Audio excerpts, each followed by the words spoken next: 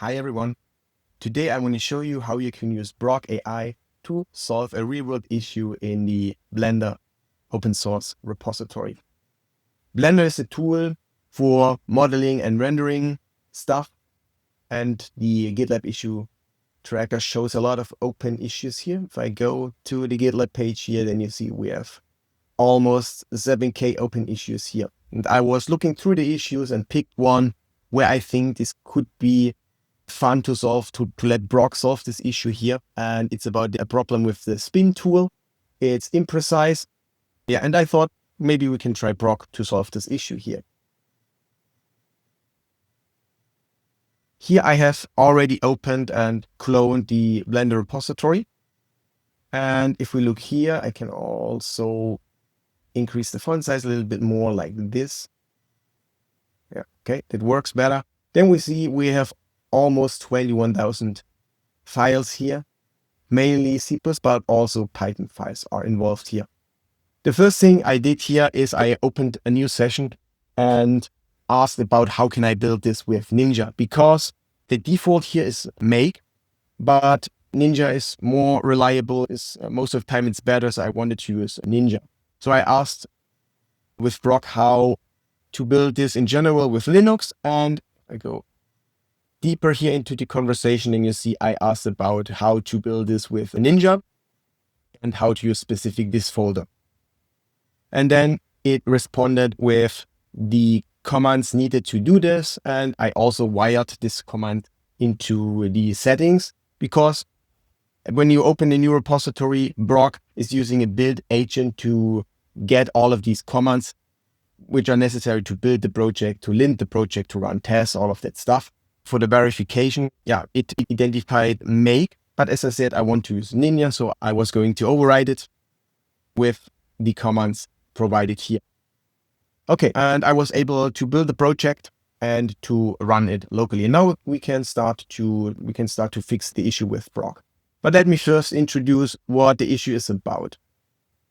Basically, the spin tool is a tool where you can rotate a vertex around an origin for an angel, including some steps, right? And the problem is here that the implementation is, at least that's the assumption and the issue, that the implementation is a little bit clunky, because as you can read here, it seems to calculate one segment of this arc, and then it's repeating it, the displacement, by the number of steps, so to say. And the problem is, if you calculate one segment, then you have rounding errors. And then if you cumulate this, at the end, you have some imprecise end results, so to say. And this is what the problem here is about. And yeah, I can also go to Blender and show you the problem live before we start fixing it.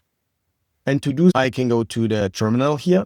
I have already built the project, so I can go and start it with, let me jump to the build directory. So it's build Blender, and Blender is the name, I think. Let's check. I need to go into the binary directory and then Blender. Okay, so build Blender, binary Blender, that's the executable built by Ninja. Okay, and now here you see it's Blender, the alpha version 5.10. Let me quickly show the problem here. So you see we have here one cube, and let me go to the object mode that we can manipulate individual vertices like this. Okay, and let me just remove some of these vertices. I can remove this one here, vertex. Okay, I can also remove these two vertices here like this, remove. Okay, and now I'm left with this vertex here and the 4 here on the floor. And to demonstrate this bug, let me think. Yeah, I think we can remove this one here. Okay, and now that's okay to show you the bug. Okay, so what I'm now do is I'm moving this a little bit more up. You see, I want the lower side here is directly on the plane, on the origin. So what I can do is I grab all of the vertices here, go to the move tool. And here you see, I move it up. And if I press Control, it's snappy. Okay, and now it's snapped. And now if we look, it's directly on this plane here. Okay. And now I want to look from the set direction like this. Okay, nice. And I also want to move this point here, the bottom left, to the origin. So I can move it here, click Control again to snap it to the grid, and I move it like this. Okay. And now let's select this vertex. Now I centered it to the screen. Okay, and now I can show you the bug. I select the right bottom vertex like this, and then I activate the spin tool. And now I can spin this vertex around the origin here. This is the spin tool, okay? And now I can click here, and now I can spin it around the origin. Let's spin it by 90 degrees. Okay, like this. And I zoom in.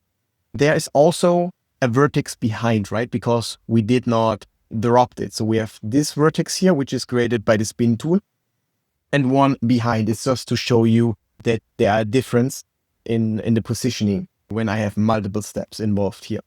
Okay, that means if I go now to the settings, I can press F9 to bring up the settings here. And now you see now we have 12 steps, okay? But if we go and increase this, you see no difference here.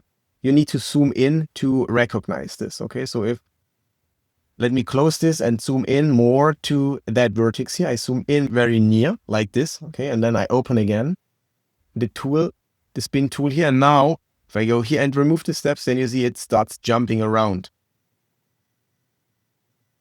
Let me zoom more in that you can recognize a little bit more. Here I think it's very good to see. And if I open the settings again, we are around 900 steps. Then you see it's there is a difference in the position here. And if I move around the steps, then you see it's jumping. Yeah, and this is because these are accumulated rounding errors. At least that's the assumption. And that this is the bug, right? Because normally the two vertices needs to be on the same position or behind, right? From this perspective, from if we're looking into the set direction here, but you see they are not over each other, so to say. That's the bug. Okay, so let me zoom out again. Okay.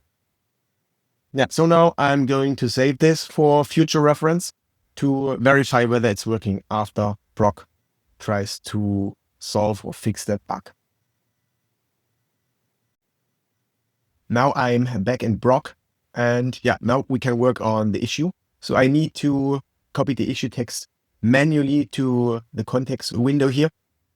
We have built-in GitHub connection to grab all of the issues, grab the pull request and so on. But Blender, as I said, lives in GitLab, and therefore we need to do a little bit manually work here. So I switch over to the issue in the browser and just go and copy the text here, the description of the issue with Control-C. And I think I copy it in an editor window first, like this. And then we can also add the issue header, the headline here.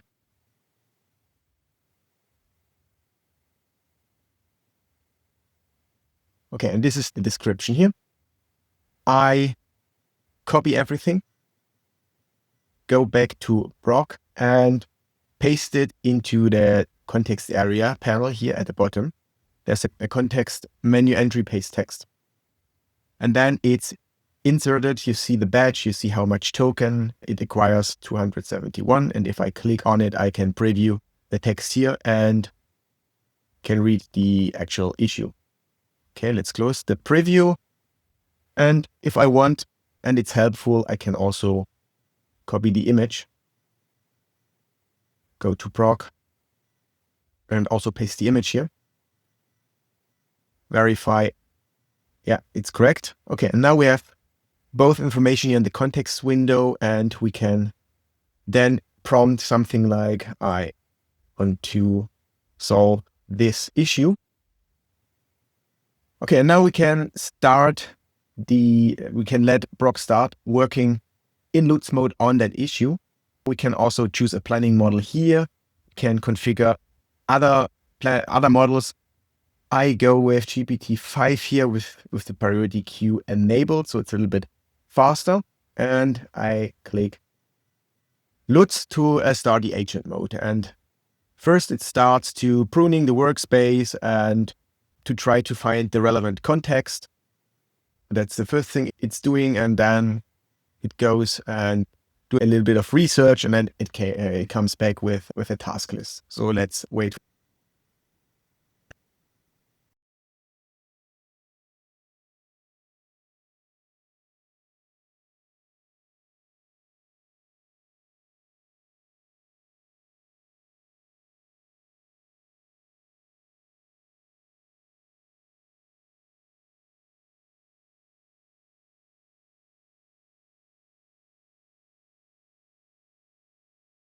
Okay, now it's finished. And if we scroll up, we see what GPT has done. It worked on the workspace, which is needed to start coding on solving the issue, right? You see here, for example, we have the BMO spin exec source function included in the context. If I click here, I can see, okay, this is now part of the context and needs to be modified. So you see, it's not including necessarily the whole file. It can also reference functions, methods, classes, and so on, so that the context itself is not too huge when modifying and manipulating stuff. Okay, so now we can scroll down. Here you see all of the tool calls made during the thinking process here. And at the bottom, you see the explanation, what needs to be done to fix the issue, and the created task list. Let's quickly go over it. Let's increase the font size a little bit for better readability. Let's quickly review the explanation. Then, yeah, it says the problem is the per step rotate and the accumulation through the steps, through the whole angle. And the high level fix is, instead of using steps and accumulate it together, use an absolute angle and absolute rotation, always starting from the base. Exactly. And it says also the changes are localized to this function here, or to this function, a BMO spin exec. Public API is untouched, which is great. And yeah, it also says tests can be added via Python. And as you see here, it created a task list with 7 tasks. And we can go now, click on this button to play all tasks. But before doing this, I want to do a quick review and combine similar tasks so that one agent is working on that. That's always a good idea to save time. If the tasks are not too big, then I can combine some of them. I do not want to go into details because this is very mathematical. I just want to say that in the first step, it wants to refactor how the vertices are stored. In the second task, it wants to introduce some helpers. And with task 3 and 4, it wants to apply these absolute positioning logic. And task 5 is about the double precision. It wants to change the data types from float to double to be more precise in rounding errors. And task 6 is about a regression test, and 7 about updating some comments and doc strings. Okay, so I think because it's scoped to one function and one file, it's okay to combine tasks 1 to 5 in this case. So I can go to the task list. It's here at the bottom, and I can go and modify the task here. So it's reflecting the task which the LLM was suggesting to us. And now I can go here and say, okay, I want to combine 1, 2, 3, 4, and 5. Mouse click and say combine. Now this is combined to one task. Okay. And the last 2 tasks can also be combined because about the regression test and about the comments. So I go here and say combine. So at the end, I'm left here with 2 tasks. which I want now to execute. I can also choose a model here. I keep GPT-5 here. I can also switch to another model if I want. Exactly. And then I click simply on run the architect on all tasks here with this button. Okay, and then it's starting to working on the first task here. So let's wait for it.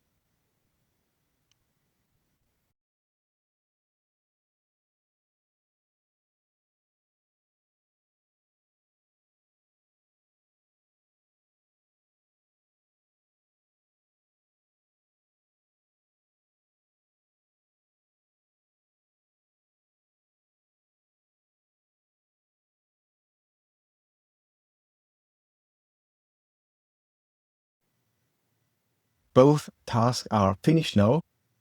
And it executed the test here at the end to verify that the regression test is green. Yeah, and now you can see here on the right side the activities for both tasks here. And you can collapse here and expand one task and see details about finding the right context and about the file modifications and so on. And you can, for example, go here and double click on it to see the diff, the changes which are applied. You can also go to the changes tab here and also see overview of all changes with a side-by-side view, or you can also go to this unified diff if you prefer that. Okay, so let's now check whether the application works like expected now and whether it's fixed. So I can go back to the terminal session here and open Blender. Let's go back to the build Blender directory and let's start Blender. Okay, I load the file we have saved the last time. Open this one. Okay, and now I try exactly the same. I select the vertex here and move this 90 degrees. Let's zoom in very near to the last point here. Okay, and let's open the spin properties here. And now I would expect when I change the steps, then the vertex should not move around. Okay, and it seems to work, right? I go to 1000 steps, that's the highest value, and it seems to work. It's not jumping around like before. 500. Also, if I use the mouse to change that value, it's not moving at all. So it seems the issue is fixed. Very nice.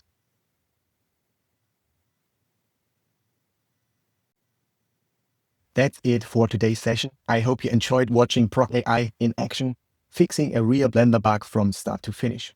If you want to try it out yourself, check out Brokk.ai. It's free to start.